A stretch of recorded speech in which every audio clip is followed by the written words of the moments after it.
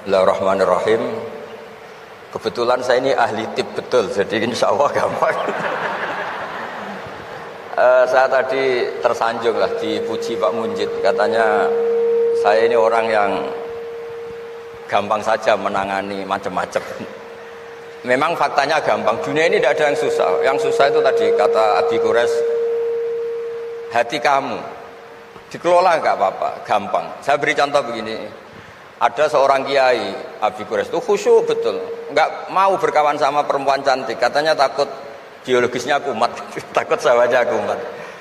Kalau berteman orang jelek kan nggak apa-apa, Gus, nggak minat, apalagi orangnya merongos kukulan banyak katanya.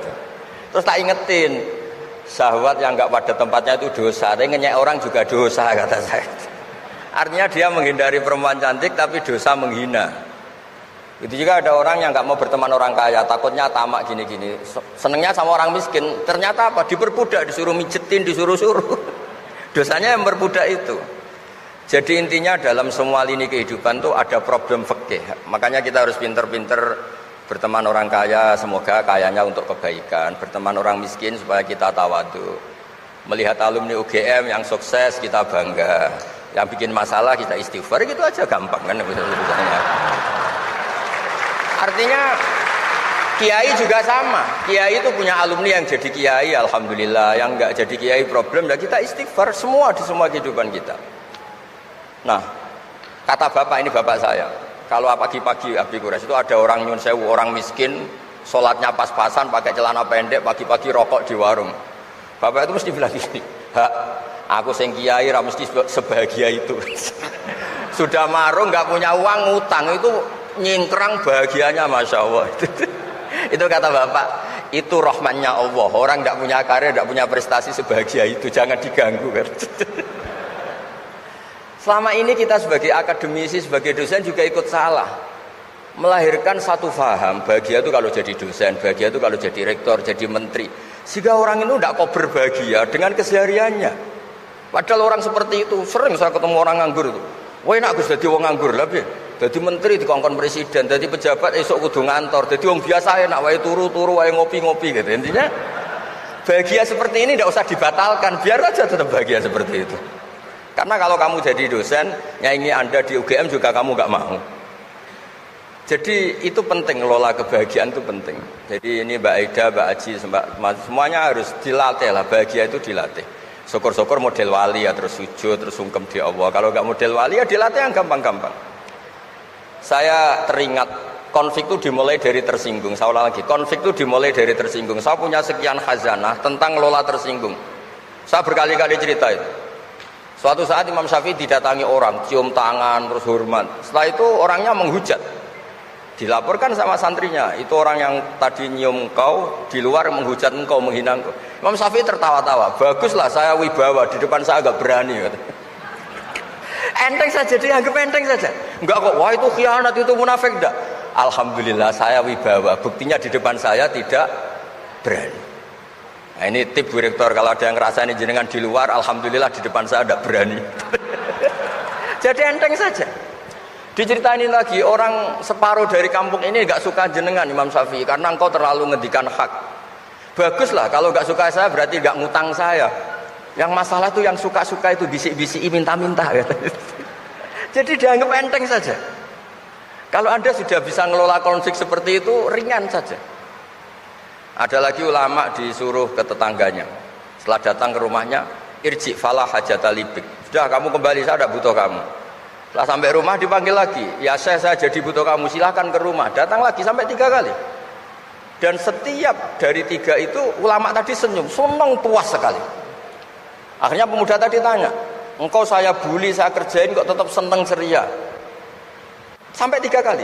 Ayo datang ke rumah saya. Setelah sampai rumahnya, sudah pulang aja, saya tidak butuh kamu. Setelah di rumah dipanggil lagi, Pak Yai jadi acara di rumah saya. Setelah di rumahnya, sudah saya tidak butuh kamu, pulang. Sampai 3 kali. Dan fikul lil marroh, di fitil kal marroh, di semua itu beliau senyum, senang menikmati. Terus tanya pemuda tadi, kenapa engkau tetap senyum-senyum menikmati? Saya ini penghamba Allah sejati. Senang saya sama ajarannya Allah, disuruh menghormati tetangga. Kamu tetangga saya, minta saya datang ya datang. Puas kamu nyuruh saya pulang ya saya pulang. Alhamdulillah saya jadi hamba Allah yang baik. Ngikuti perintah Allah, hormat tetangga. Katanya. Sama kita di Indonesia gitu. Kalau Anda tidak sefaham dengan presiden atau dengan bupati, perintah Allah itu hubungan dengan mereka baik. Cocok tidak cocok harus baik. Itu perintah Allah. Jangan yang cocok di kita membebek, tidak punya prinsip, tidak punya ideologi. Saya diundang di sini, kalau nuruti nafsu saya tidak cocok. Kiai kok diatur-atur. Tapi perintah Allah disuruh menghormati kawan. Kata Rasulullah di sebuah hadis, inna min abaril birri silatar rajul ahla wuddi abih. Kebaikan tertinggi itu adalah berkawan baik sama teman bapaknya. Saya ini dekat sekali sama Profesor Zaini Dahlan, sehingga harus menghormati putrinya. Sebetulnya wajib hormat itu dosen UGM, kalau enggak dipecat kan. Tapi saya punya konstitusi sendiri. Jadi kalau hidup kamu sudah bertautan dengan Allah, semuanya indah. Maka yu'minu billahi wal yaumil akhir falyukrim jarahu. Kalau kamu iman sama Allah dan Rasul, hormati tetangga kamu. Bukan pakai hukum sosial. Kalau baik saya baiki, kalau enggak. Berarti Anda terdikte oleh makhluk. Terdiktelah oleh Allah Subhanahu wa taala yang suruh supaya kita selalu baik. Nabi mencontohkan ada 3 tetangga. Satu punya 3 hak, yaitu dia muslim, dia kerabat kamu, dia tetangga kamu. Yang 2 punya 2 hak. Dia muslim, dia tetangga kamu, tapi tidak keluarga kamu. Yang 1 punya 1 hak. Dia tidak muslim, tidak kerabat, tapi itu tetangga kamu, yaitu non muslim. Juga harus baik. Suatu saat Khalilur Rahman Ibrahim ditemani orang Majusi, umurnya 70 tahun. Cerita ini ada di Ihya, di Ar-Risalah Al-Qushairiyah. Ya meskipun ini tidak bidang Pak Munjid, tapi referensinya saya sebut sebagai penghormatan pada UGM. Kamus keren, masa ngomong tanpa referensi. Nah, itu nanti ini pasar gelap kata beliau. Kalau ada kiai yang referensinya tidak banyak, kata beliau pasar gelap katanya. Saya minta makan kali ini saja. Kata Khalilur Rahman Ibrahim, hatta tuslima, kamu harus Islam dulu. Terus orang ini putus asa. Wallah itu sudah pulang. Setelah sekian meter sama Nabi Ibrahim, sama Allah, Nabi Ibrahim dikasih wahyu. Ya Ibrahim, kamu tidak mau ngasih makan orang itu meskipun hanya 1 hari. Tidak, karena dia masih kafir, non muslim. Ut'imuhu ala kufri mutsab'ina sanatan. Itu orang sudah umur 70 tahun, tidak pernah kelaparan. Sayang Tuhan saja ngasih makan, kamu manusia tidak mau. Jadi. Terus dipanggil akhirnya, ya Majusi sini, tak kasih makan. Kenapa kamu rubah? Ditegur sama Tuhan, karena kata Tuhan, saya yang Tuhan saja, yang dikafiri dia tak kasih makan, kok kamu manusia kok ribet. Akhirnya dikasih makan. Jadi contoh-contoh muamalah kebangsaan, beda agama itu cukup, referensi kita cukup. Yang enggak cukup adalah pikiran kita yang sempit, itu masalahnya pikiran kita. Wong Islam itu kepenak, enak betul. Saya punya saudara, punya keluarga, saya tadi cerita Pak Kures. Wah itu haternya banyaknya bukan.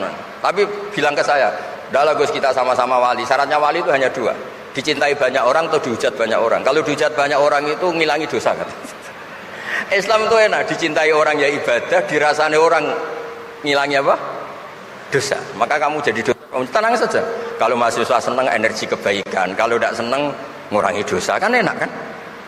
Monggo jenengan milih mana? Milih banyak pecinta apa banyak yang membenci? Tapi apapun itu terus kembali ke Pak Kores tadi. Yang semuanya dari semua itu adalah Allah Subhanahu wa taala. Kalau kamu nyari ridhonya Allah, enteng semua kan? Sudah enteng betul. Menyabari orang yang menyinggung itu ya ibadah. La taghdab, faradda miraron faqala la taghdab.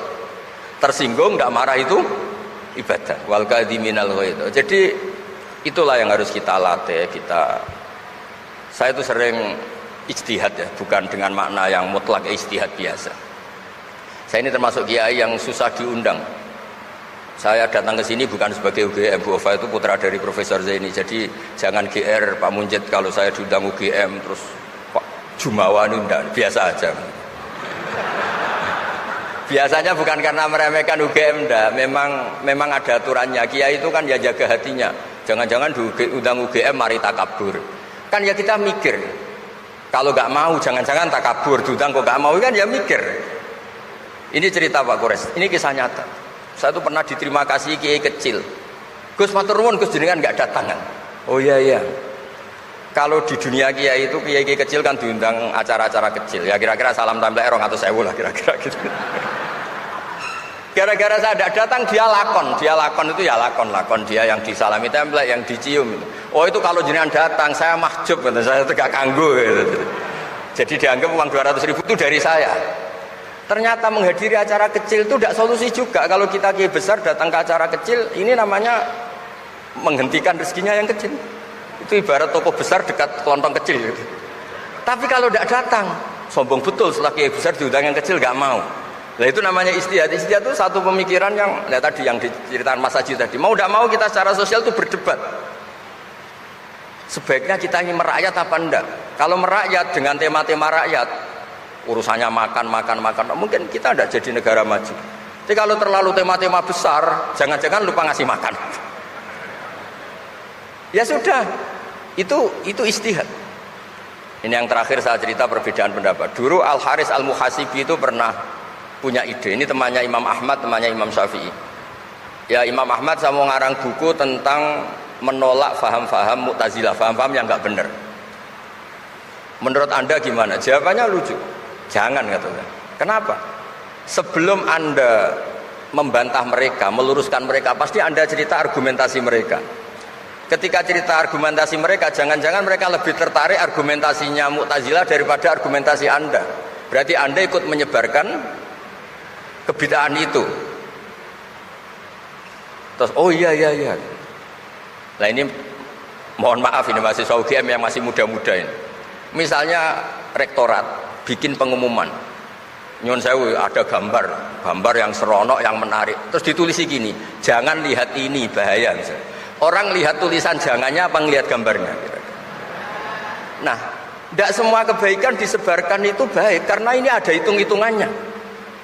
Saya sebagai ulama ahli sunnah misalnya, tahu madzhab Mu'tazilah, tahu madzhab yang lain-lain itu dari cerita ulama itu. Jangan-jangan ketika kita cerita bahaya NKRI misalnya, kita ini mencintai NKRI justru karena baca buku bahaya NKRI dalam ambang apa. Setelah baca terus tahu ekstremis, tahu ini itu, malah benci NKRI. Padahal kita ngarangnya demi persatuan NKRI, tapi kita tahu problemnya dari nulis. Nah itu hal-hal yang memang dalam istihad, dalam pemikiran itu, makanya saya hanya cerita yang ada di kitab karena ini keahlian yang memang saya diundang di sini, jadi saya profesional saja. Jadi di bab-bab seperti itu tuh memang kita pasti gampang berteman orang kecil katanya merakyat, ternyata memperbudak. Enak kan Anda misalnya Pak Munjid berteman kampungnya di Kebumen, dosen UGM tinggal nyuruh minta mijitin. Kalau berteman rektor disuruh-suruh kan. Nah ternyata tidak merakyat. Senang berteman orang bisa disuruh, gak siap berteman atasnya. Lah gak mau berteman atasnya katanya merakyat, ternyata karena hasud, karena gak jelas semua hidup ini gak jelas. Yang jelas hanya Allah Subhanahu wa taala. Makanya menurut ilmu tasawuf itu qulillah tsumma dzarhum fi khawdi ma'labun, sudahlah kembali ke Allah. Berteman orang kecil ya karena perintah Allah. Kalau karena perintah Allah pasti inginnya ikram, memuliakan. Berteman orang besar juga karena perintah Allah supaya ada hasud, supaya Indonesia ada chaos. Kayak tadi yang didawuhkan Pak Quraisy, la imamun husyum khairun min fitnatin tadum. Imam yang dengan arti salah itu masih lebih baik ketimbang chaos. Karena kalau chaos lebih gak kebayang. Ya apapun itu cukuplah khazanah-khazanah Islam untuk mendidik kita sebagai orang yang menjaga kebinekaan, menjaga ukhuwah. Ya terima kasih.